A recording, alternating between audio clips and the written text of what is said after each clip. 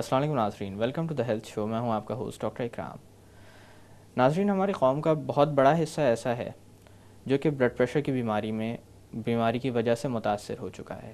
بہت سارے لوگ ایسے بھی ہیں جو کہ یہ جانتے نہیں کہ ان کے اندر یہ مرض موجود ہے اور یہ نقصان کا باعث بن رہا ہے۔ رمضان ایک ایسا مبارک مہینہ ہے جس میں ہمارے زندگی کے معمولات کافی حد تک تبدیل ہو جاتے ہیں۔ اصولاً دیکھا جائے تو اس تبدیلی کے ہمارے امراض پر بھی اور ہمارے جسم پر بھی مثبت اثرات مرتب ہونے چاہیے۔ بدقسمتی سے ایسا نہیں ہوتا۔ رمضان گزر جانے کے بعد اکثر و بیشتر لوگ یہ شکایت کرتے ہوئے پائے جاتے ہیں کہ ان کا مرض یا تو بگڑ گیا یا وزن میں اضافہ ہو گیا۔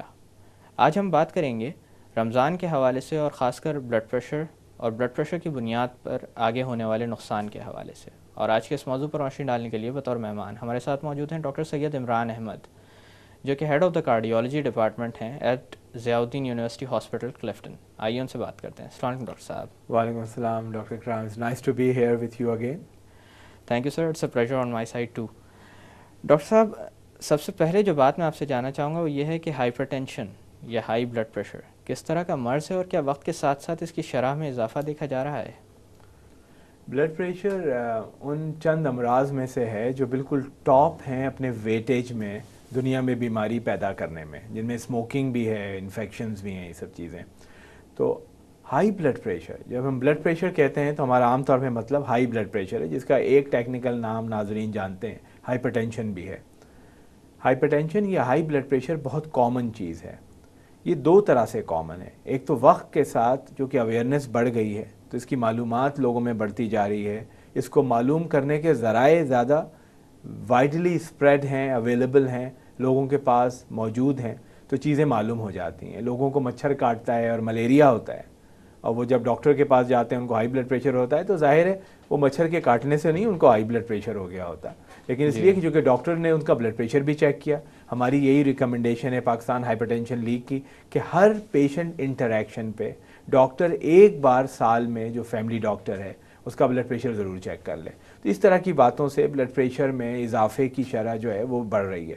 ایک دوسرا مسئلہ ایک بالکل بیسک سائنٹیفک فیکٹ ہے کہ جیسے جیسے عمر بڑھ رہی ہے تو بلڈ پریشر بڑھ رہا ہے۔ مثال کے طور پہ جب ہم 25 سال کی عمر کو دیکھیں تو ہمارے یہاں 5 میں سے 1 آدمی کو، یعنی 25 سے کم عمری میں 5 میں سے 1 آدمی کو ہائی بلڈ پریشر ہے، جبکہ 35 سال کی عمر میں یہ شرح تقریباً 30% کراس کر چکی ہوتی ہے۔ 55 سال کی عمر میں آپ آڈز اور ایونز برابر ہیں جی، جبکہ 60 سال کی عمر میں پاکستان میں بہت بڑی اسٹڈی کی گئی تھی، اس کو 4 سٹی اسٹڈی کہتے ہیں، پشاور، اسلام آباد، لاہور، کراچی میں۔ تو دیکھا گیا کہ خاص طور پہ خواتین میں اس کا انسیڈنس 62% تھا، یعنی 62% لوگوں کو ہائی بلڈ پریشر تھا، ان کی عمر 60 سال سے زیادہ تھی۔ تو عمر خود ایک بہت بڑا پریڈکٹر ہے ہائی بلڈ پریشر کے لیے، لیکن جیسا آپ نے انٹروڈکشن میں بتایا، اور یہ بالکل صحیح بات ہے، بلڈ پریشر ایک ٹریٹ ہے، ایک کنڈیشن ہے۔ بیماریاں بلڈ پریشر کی وجہ سے ہوتی ہیں، یعنی بیماریاں جن میں دل کی بیماریاں، دماغ کی بیماریاں، گردوں کی بیماریاں، آنکھ کے پیچھے کے پردے کی بیماریاں جس کو ریٹینل ڈیزیزز کہتے ہیں، اور اس طرح کی بہت سی بیماریاں جن میں ہم بہت تفصیل سے ڈسکس کر سکتے ہیں اور پھر آگے دیکھتے ہیں کہ وہ کس طرح سے ہوتی ہیں۔ لیکن جہاں تک اس کے انسیڈنس کی بات ہے، یہ حقیقت ہے کہ وہ بڑھ رہی ہے، اور اس کا ایک فیکٹر یہ بھی ہے کہ جو ان دونوں باتوں کا لاجیکل کنکلوژن ہے، یعنی اویئرنیس بڑھنا، معلومات بڑھنا، عمر بڑھنا، تو ہمارے ہاں پاپولیشن ایج ہو رہی ہے۔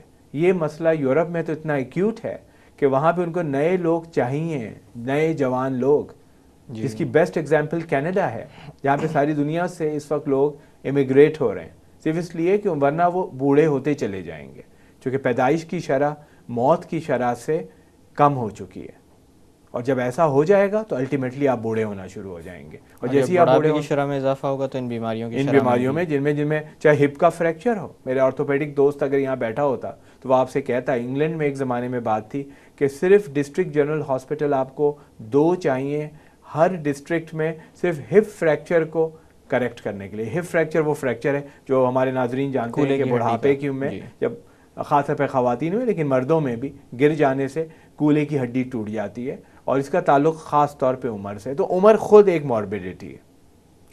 اچھا ڈاکٹر صاحب، اگر بات کی جائے بلڈ پریشر کی وجہ سے انسانی جسم پر مرتب ہونے والے اثرات کے متعلق، جی، کیونکہ اکثر و بیشتر جو مسئلہ سامنے آتا ہے وہ یہ ہے کہ اگر کسی کو معلوم بھی ہو جائے کہ اس کا بلڈ پریشر زیادہ ہے تو وہ علاج کی طرف اتنا زیادہ توجہ نہیں دے رہا ہوتا. میرے خیال سے جو بنیادی وجہ ہے وہ یہ ہے کہ جن بیماریوں میں تکلیف ہوتی ہے ہم جلدی کوشش کرتے ہیں کہ ان کو ٹھیک بھی کر لیا جائے. بالکل مناسب کمنٹ ہے آپ کا. جی تو اس حوالے سے ایک تو آپ سے یہ پوچھنا چاہوں گا کہ کوئی واضح علامات ہوتی ہیں ہائی بلڈ پریشر کی، اور دوسری بات یہ کہ اگر علاج کی طرف توجہ دی جائے تو کتنی جلدی دی جائے اور تاخیر کتنی خطرناک ثابت ہو سکتی ہے؟ جی بہت اچھے دونوں پیوٹل کویسچنز ہیں یہ، اور یہ میں خیال میں یہ اگر ہمارے ناظرین ان بات کو سمجھتے ہیں تو یہی بھی بہت کافی ہماری آج کی ساری گفتگو کا مقصد. دیکھیے بلڈ پریشر جو ہے، ہائی بلڈ پریشر، اس کا ایک بڑا روٹ نام میں ہمیشہ کہتا ہوں، شاید آپ کے شو میں بھی کبھی ہم لوگ نے یہ مثال دی ہوگی، اس کو انگریزی میں ہم سائلنٹ کلر کہتے ہیں، اور یہ بڑا عام فہم لفظ ہے، یعنی خاموش اور قاتل. تو یہ بڑے خطرناک کمبینیشن ہے.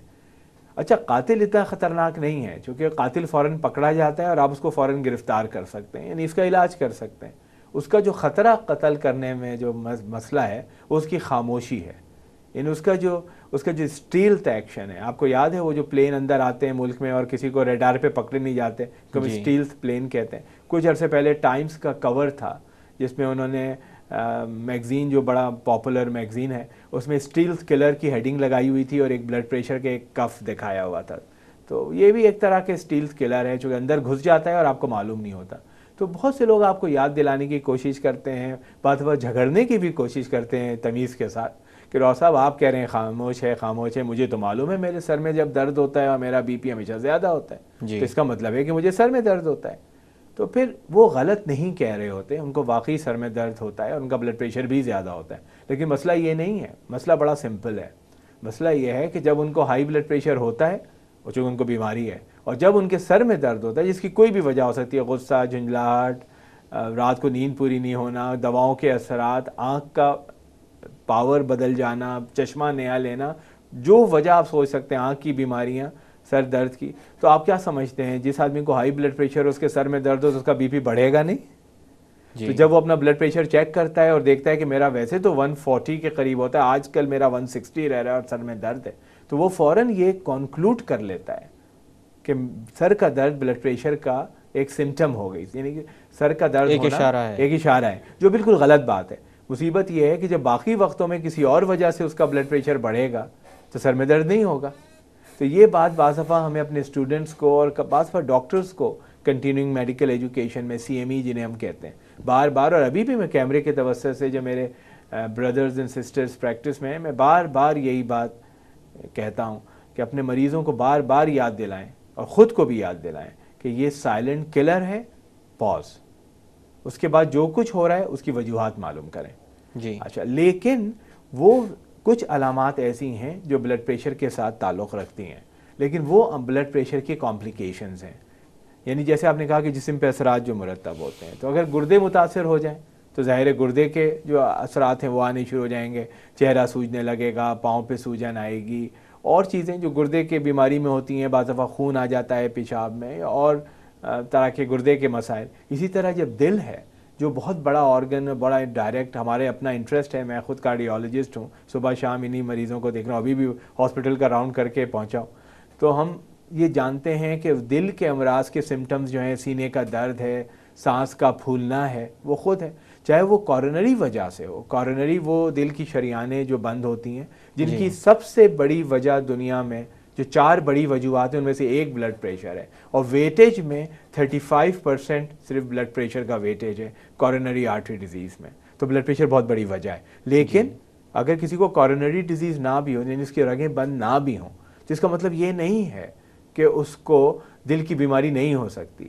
کچھ اور بیماریاں ہیں ڈاکٹر صاحب جو آپ جانتے ہیں، جن کو ہم ہائپرٹینسو ہارٹ ڈیزیز کہتے ہیں، یعنی وہ دل کی بیماریاں جو ہائی بلڈ پریشر ہونے کی وجہ سے، مجرد ہائی بلڈ پریشر کی وجہ سے ہو رہی ہیں، یعنی اور کسی وجہ نہ بھی ہو ساتھ میں. لیکن جیسے دل کا بڑھ جانا، دل کا پھیل جانا، شروع میں دل کا موٹا ہو جانا. اب موٹا ہو جانا بڑی عجیب سی بات ہے، اور ناظرین بعض دفعہ اس پہ سوچیں گے، مریض کو بھی بتانا پڑتا ہے. آپ دیکھیے نا، وہ جو باڈی بلڈر وزن اٹھاتا ہے تو اس کی مسلز کو کیا ہو جاتا ہے؟ موٹی ہو جاتی ہے نا. اس کو ہم اپنی لاطینی زبان میں ہائپرٹروفیڈ مسلز کہتے ہیں، یا مسلز کی ہائپرٹروفی ہو جانا کہتے ہیں.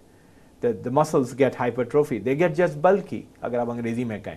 اچھا ہوتا کیا ہے کہ ہمارا ہارٹ دراصل مسل ہی ہے نا. کوئی بقرعید میں ہم سب دیکھتے ہی ہیں بالکل کہ دل کیا ہے, مسلس کا بنا ہوا ہے, کوئی ہڈی بھی نہیں ہے جی. اور کسی نے کیا خوب کہا ہے کہ دو چیزیں جو سب سے زیادہ اثر انگیز ہیں اور اثر پذیر ہیں, یعنی زبان اور دل.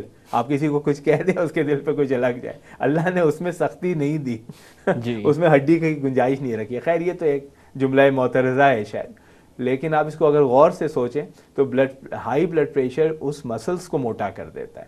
تو ہمارے دل کا جو پمپ ہے وہ موٹے مسل سے پمپ کرتا ہے, جس کو ہم left ventricular hypertrophy, I am sorry for this jargon, لیکن لیفٹ وینٹریکولر ہائپرٹروفی کا مطلب ہے کہ ہارٹ کا جو مین پمپنگ چیمبر ہے وہ موٹا ہو جاتا ہے. ڈاکٹر صاحب ہم تھوڑی دیر کے لیے باتوں کا سلسلہ روکتے ہیں. ناظرین وقت ایک چھوٹی سی کمرشل بریک کا. بریک سے واپس آ کر رمضان اور دل کے امراض, خصوصاً ان امراض جن کا تعلق ہائپر ٹینشن سے ہوتا ہے, مزید بات کی جائے گی. Stay with us.